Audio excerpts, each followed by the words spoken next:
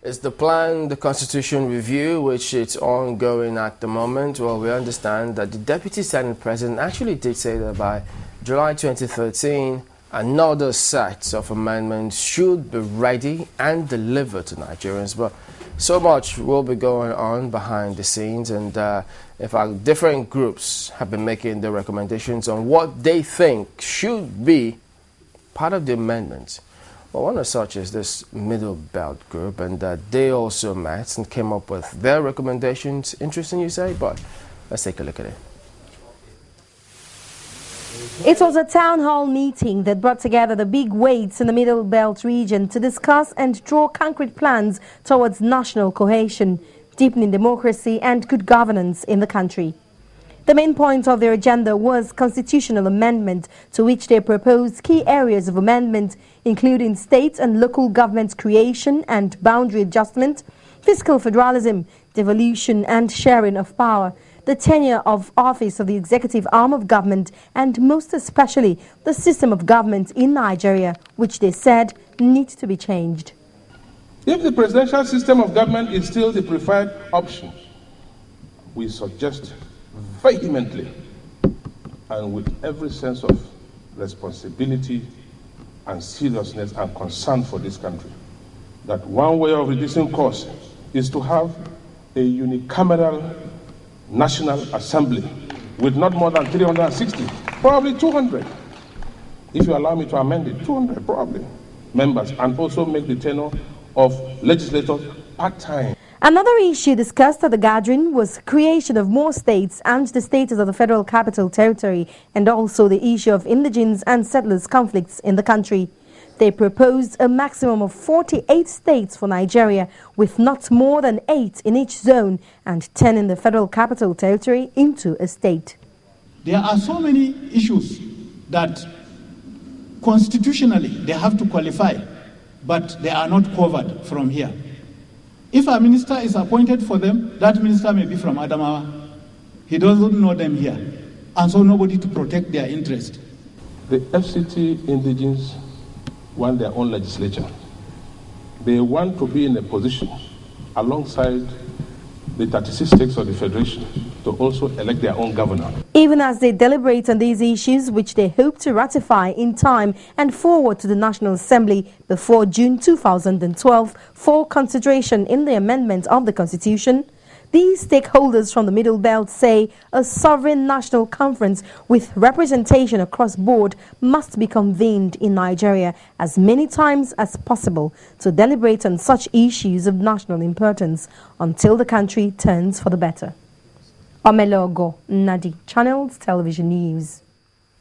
Well, Mr. Emeka Onhwakpo joins us now. He's a legal practitioner. Thank you for coming on this morning. Good morning. Well, interesting recommendations there, but let's get your perspective on some of what they proposed there. Basically, the thread running through most of their recommendation is that people are looking for development.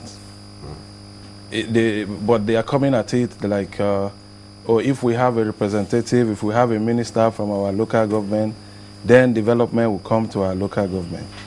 Or if we have a governor from our place will be developed.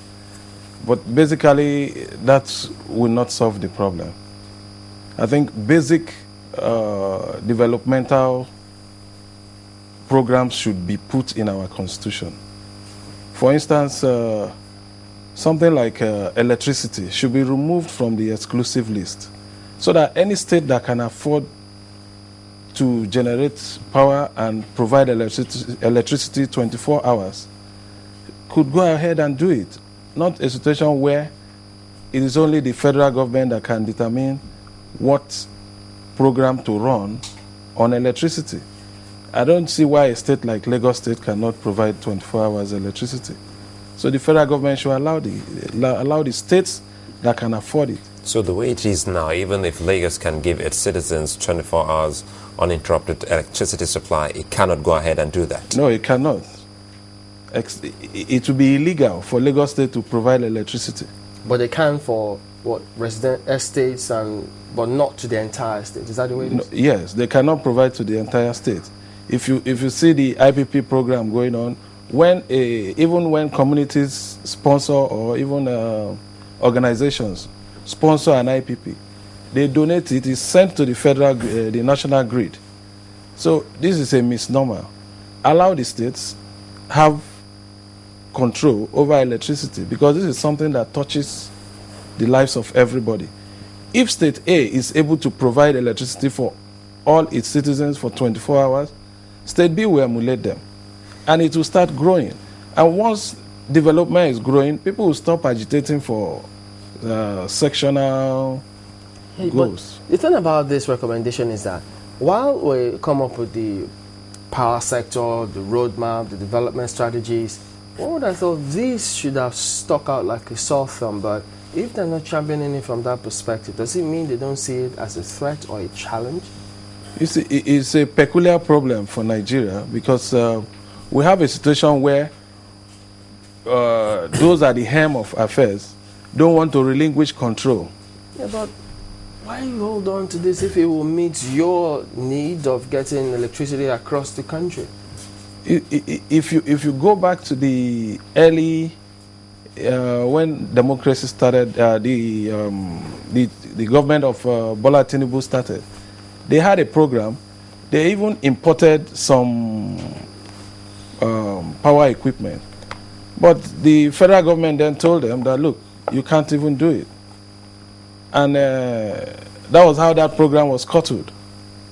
You know, even the federal roads that are being repaired in Lagos, the states cannot claim ownership over those roads. You know, so it's because of the government policy that you see the state fixing some roads, some federal roads. You think that should be sorted out? Ordinarily, the federal government has full control over those roads. They will come and fix it at their own time. So, but what the states are doing is, oh, are we going to suffer these bad roads until the federal government gets around? And you know, the federal structure is too big. So these are part of the things that should be amended in the Constitution. You have a situation where we have like our executive arm is about the most powerful in the world. You know, these are not things that a developing country should have. I wonder if you're thinking, sorry, Mark, but how easy it will be for anyone to carry such amendments. I remember the other time we had Mr. Olisak Bakuba right here in the studios, and he also talked about the deposit, huge mineral deposits in so many states. But they just can't touch it because, the power lies with the government, the federal government, the government at the center. So how can they lobby, for instance, if we're to go about this constitution amendment, so that such issues, especially as it relates to power, everyone in Nigeria wants electricity. If it's that important, as Timberlake rightly puts it, why can't all of us sit down and say, our representatives, please go in, change this particular section of the Constitution so that we all can have electricity? You see, the difficulty is in those that are supposed to do this. You know, we've had situations where, even during the Obasanjo regime, when he came up with this IPP, some people, there were a lot of write-ups that, look, do these things in smaller batches. Don't try to provide electricity for the whole country from a particular zone. Come to a state, build a small power plant. You know, and the requirement for state A is different from the requirement for state B. You know, there's no reason why we cannot replicate Kenji Dam in Lagos State, where there's a lot of water. We are being flooded with water. They should build a power plant that needs a lot of water to cool it while it's working. So if you go to Sokoto, you can now bring the ones that are wind powered. You know, but where you want to use gas for Sokoto, how do you start channeling? You know, the people that should do these things is either they pretend not to know the right thing. Those are the helm of power, because it is obvious that, look, you can't carry everything in one car. It's not possible. Two things have struck me in everything that you've said. You talked about development, and that, you know, it doesn't really matter who brings development. At the end of the day, it seems that a constitutional amendment is all geared towards development. Is that your take? Yes. Yeah, you don't think that it matters who helps bring development? Because I mean, if you look at it in terms of, say, let's say state creation now, and let's try and marry it with the demands of the people of the FCT, for instance. A host of other people are asking for new states. In fact, one of their recommendations is that they should have about 48 states. And one of the clamors now is that if you are not viable as a state, then maybe you have no business asking for a state. If we say that it will be allowed to create more states, why then do we tell the people of the Federal Capital Territory, the original inhabitants of the Federal Capital Territory, and they do not have the right to have a representation, as it were? Well, you see, you have to look at the remote causes for the agitation for states. You know, people feel they are not feeling the impact of government. That's why they want their own states. And some of these agitations are also for selfish reasons. If I know that I'm very strong in my locality, if they create a state, my local government or my village is the one that will provide the next governor. Let me ask a question first. Sorry to interrupt you. Yeah. Are you for more states? Are you for the creation of more states? No, because it will still not solve the problem. We have states where even the state capital, you only have electricity in the government house. So what development has that brought? So are you saying that representation then is equal to development? I mean, all the time that we clamor for representation in any setting, is it just about development or also about political balance, as it were? You see, the different parts of the country are already being represented with what we have on the ground. But are they doing, your representatives, are they doing what they should do for you to feel their impact? And there's always a breakdown in communication. Once these people get elected, the federal ones, they move to Abuja. The state assembly people move to the state capital. And they only come in once in a while. There's no communication between your representative and those who elected him. So you don't feel the impact. You now start feeling that, oh, maybe because he is from another local government, so maybe we should create a state that covers 2 local governments. That way, I will be able to make my representation. But with the resources available now, he can still touch the lives of those in those other local governments who feel alienated from those that are providing these services. Because we elect people there so that they will echo our intentions, echo our needs. When they go there, when they want to pass legislation, they should be able to say, oh, I know my people need this. But you have a situation where elected representatives do not even know what their people need. Well, speaking of which, I mean, also what they talked about there was the type of governance, presidential system or parliamentary. And that argument has always been, even when they had the first set of amendments. But it pops up here again. But does it matter to you? I mean, whichever one we adopt, even if we were to shift to parliamentary system, will it address any major challenge like this one you talked about now? You see, the thing is with implementation. The system we are practicing now is a bit heavy on the top. The federal government carries a whole lot of powers, you know. But it could be amended to wither down the influence, the authority, the power the federal government is wielding. But our fear and the fear of those agitating for a different system of government is that, look, even where you reduce the power of the president and give it to the governor or to the local government chairman, it may not change your situation. We have local government chairmen that did not develop the road, did not try to fix the road where their house is, not to talk of fixing other roads. So how would a new system change anything for you? You know, if you look throughout the world, developed countries that are developing, they are practicing different systems.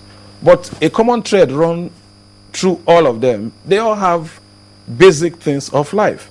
There's no, even if you go to the Eastern European countries that are supposed to be poor, they all have roads. They all have light. You know, and they have light not because they are from that place or because they know their representatives. Some of them don't even know who is representing them. You know, the thing is, it takes us back to our representatives, because we really have to say all of that. Because if we say law is for the good of the people, the overall good of the people, and we still haven't been able to feel all of that. We're talking about this because maybe the federal or the government at the center hasn't fully utilized its powers to the benefit of everyone in this country. That is why people are calling for the amendment of some of these sections of the Constitution. For instance, if you say you feel for the people, you want to fix power, I still want to go back to that power. And you know you really don't have the wherewithal to fix power.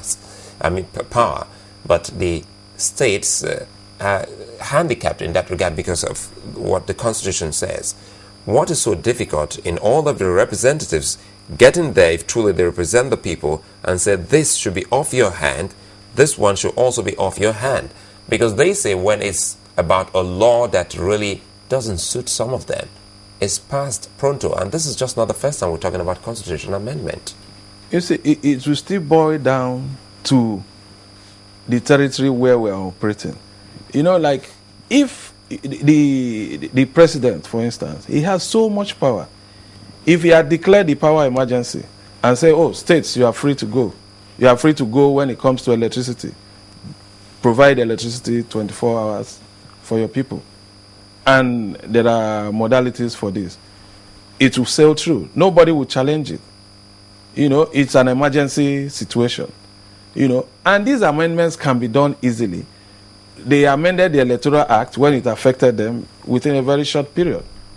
So they can amend the Constitution to say, look, we are removing electricity from the exclusive list. Let it be on the concurrent list. Federal government can fix, states can fix. So that if a state can afford it, this is where the injustice comes in. Because you now say, look, my local government has enough money to provide electricity. Why should I suffer blackout? Why should I run on generators? You understand? People that are not as educated as we are, that are not as creative as Nigerians, they enjoy 24 hours electricity. They work less than us. So why should we, who work more, who are more educated, why shouldn't we enjoy electricity? Why shouldn't we have good roads?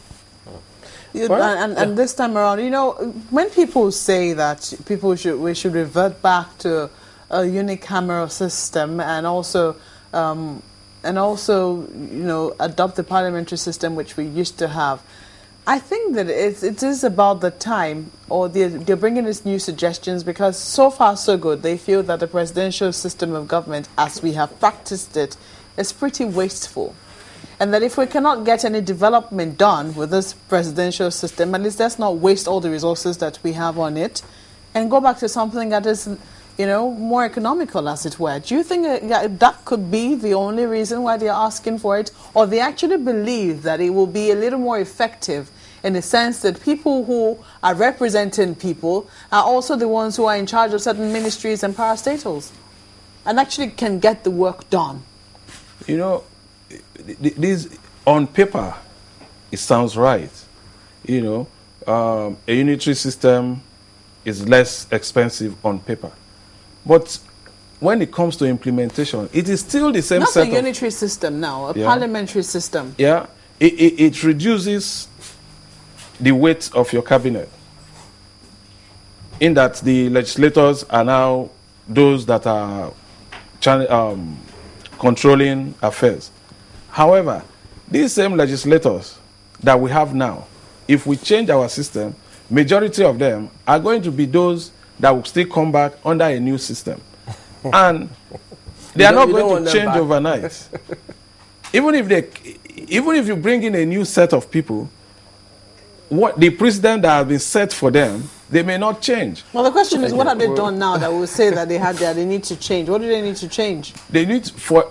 Because right now they're doing their job, as it were. Yeah, they're making laws and they're doing their oversight functions. For instance, why would every year they change all the furnitures at exorbitant prices?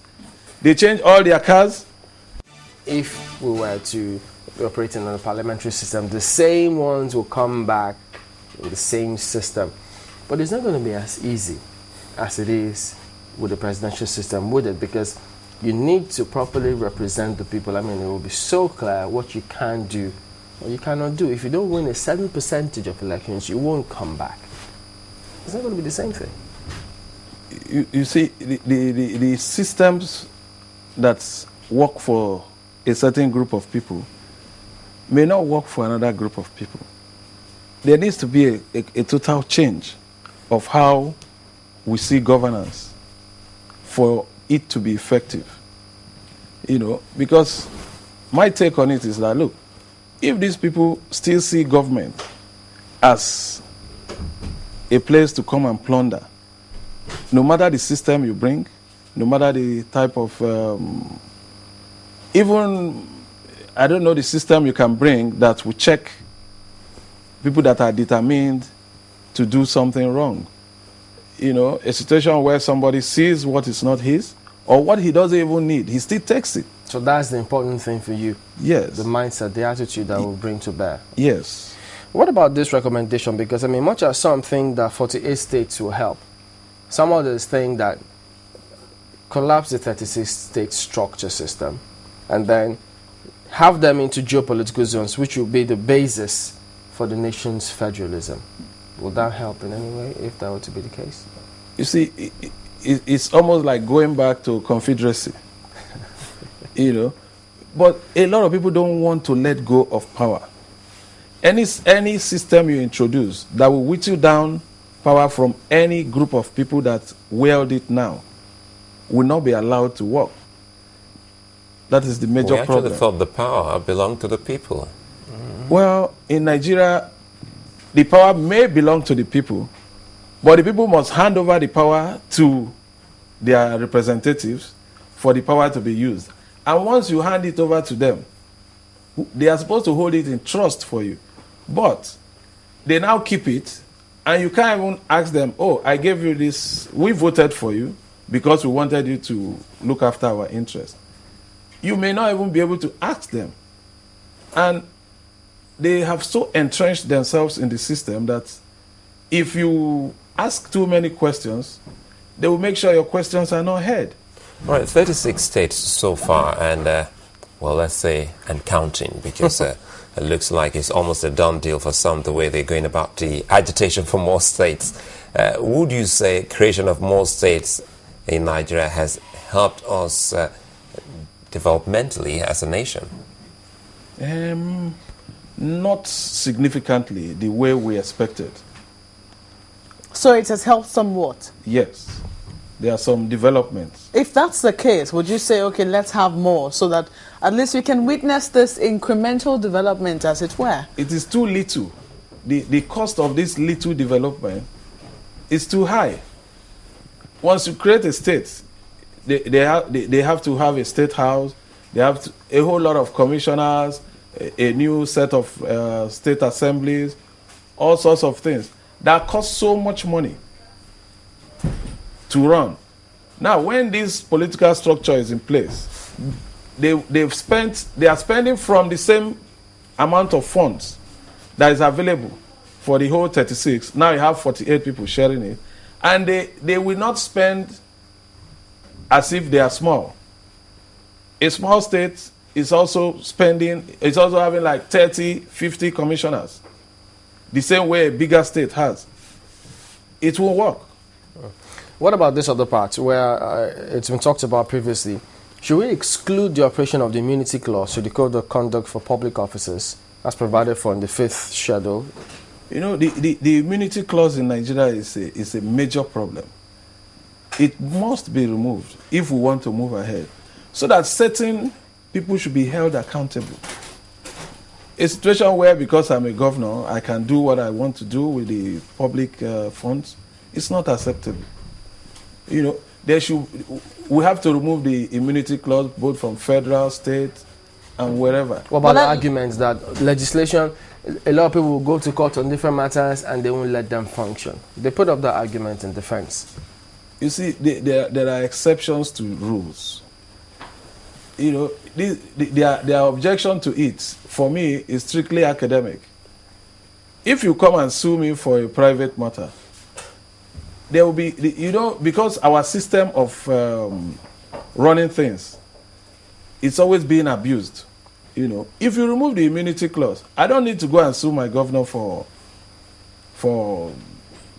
maybe he didn't greet me or he said something I didn't like. We'll say remove immunity clause as it concerns criminal activities. So you would want, you would recommend some partial removal of the immunity clause, not a total removal, as it were. Yes. If a governor or a president has been found to have tampered with public funds, he should be prosecuted. There's no need to wait for that person to finish. Finish his term. Allow me comment here. This exercise of constitution amendment or review, how should we go about it? Must there be a time, or should it be an ongoing process? As soon as we discover that a particular law doesn't suit the period which we found ourselves, should we also kick that in and say, let's look towards that and see if we can have a review on that? You see, it could be a continuous process. However, we should be careful not to abuse it. There are certain things that really, really needs to be amended now in order for us to make progress. But not every minor thing, maybe it didn't apply well to community A. They want to change the whole constitution. Democracy is about number.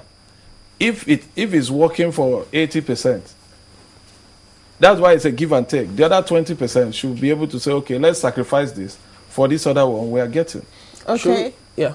At the end of the day, all the questions that we've asked is based on the assumption, that they're about to do a constitution review. But we didn't ask you if you actually support a constitution review or you support a total rewriting of the constitution.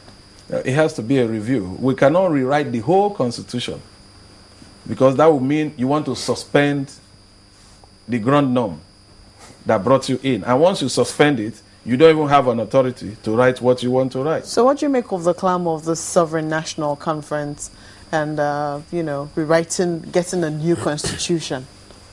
You see, the Sovereign National Conference, it should have come up a long time ago, but it didn't come up. So it's too late? It's almost late because by the time they will give their recommendation, it won't be binding on anybody. And if you can't sell it to the legislators, they won't buy it. Already they are saying, look, there cannot be a sovereign national conference. We are the people that can make the laws. So where and what authority would the conveners of this conference use? Should we also include, for instance, periodic publication of certain public officers' bank statements in order to ensure transparency, this corruption challenge we're faced with in the country? We don't even really need to publish their accounts. With what is in place now, if it's well implemented, there's a situation where a client pays in about 12, 15 million into my account. They'll call me and say, oh, what is this? I say, oh, it's a client's money. We're paying for something. And I show them documents. It's good. But the problem with these rules are that we don't implement them properly. They're able to call me, but they don't call the legislators.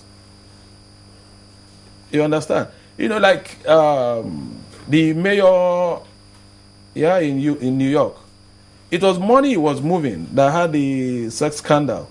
It was when they saw money moving from his account, over $15,000 within a short period, that they traced him and tried to know what he was doing with that money. That's how that guy got into trouble. But we don't have a system of really tracing certain people. Right. They only trace people that are not